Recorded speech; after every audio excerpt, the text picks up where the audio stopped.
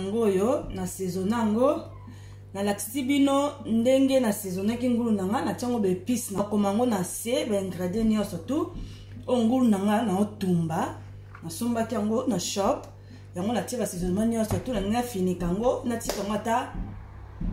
talaka biso ne to tika biloko pour saisonnement kota bien vraiment pour ça nous précéder côté 30 minutes à 45 minutes au une heure de temps kayo pour écouter vraiment bien au lia musuni au lia pendana au lia pendana ka goût na 4 va saisonnement pendé côté bien nga pendana tika ngo pendana une heure de temps pour na nga précéder na sala ngo avant na tika ngo evandi nango na fini kango sikona tika ngo vanda o meki mungu na osoke koki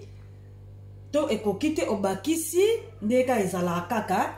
ngulu nanga ngo na saison nango na fini kango siko na tika mo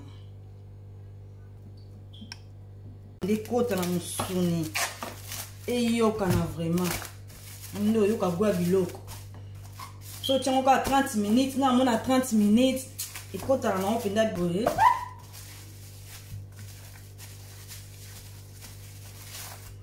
bien boye o tikango evandi